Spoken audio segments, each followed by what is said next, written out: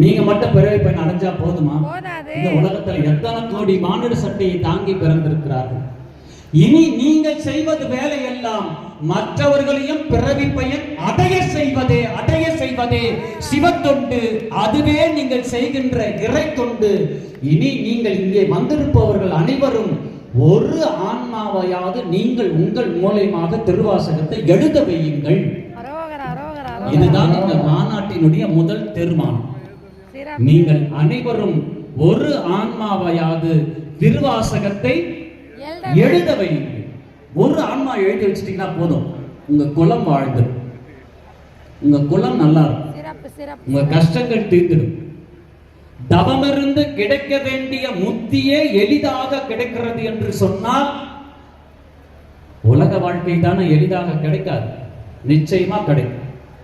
யார் யார் நாளைக்கு இங்க வந்து அந்த நிகழ்வு வரும்போது உங்கள் அனைவருக்கும் ஒரு ரகசியத்தை சொல்கிறேன்.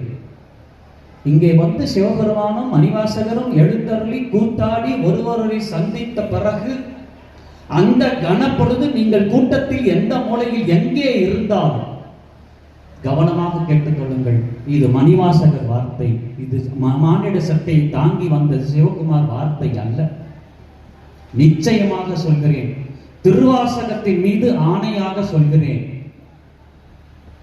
இறைவனும் குருவும் ஒருவரை ஒருவர் சந்திக்கின்ற அந்த கணப்பொழுது உங்களுக்கு என்ன தேவையோ அதை மனதிலே நிலைநிறுத்தி, உங்களுக்கு என்ன வேண்டும், எதை நோக்கி இந்த திருவாசகத்தை எழுதியிருக்கிறீர்களோ, எதை நோக்கி இந்த மாநாட்டுக்கு வந்திருக்கிறீர்களோ, அந்த விண்ணப்பத்தை நிலைநிறுத்தி மணிவாசகருடைய சிவபெருமானையும் நினைந்து ஒரு கணப்பொழுது உங்களுடைய கண்களிலிருந்து ஒரு சொட்டு கண்ணீர் பெருகினார். நீங்கள் எதை நோக்கி வந்தீர்களோ, நீங்கள் இல்லம் போகும் முன் உங்களை தேடி அது வந்து சேர்ந்துவிடும். எவையை தேடி நீங்கள் இது காலம் வரை ஓடி ஓடி ஓடி தேய்ந்து போனீர்களோ, நீங்கள் இந்த நிகழ்வை முடித்துவிட்டு இல்லத்துக்கு போகும்போது எவையெல்லாம் நீ தேடினாயோ அவையெல்லாம் உன்னை தேடி வந்து உன் இல்லம் தேடி வந்துடும். இதுதான் இந்த குரு அருளும் இறை அருளும் செய்கின்ற அற்புதம். அற்புதம் அற்புதம் நாளை அந்த அற்புதத்தை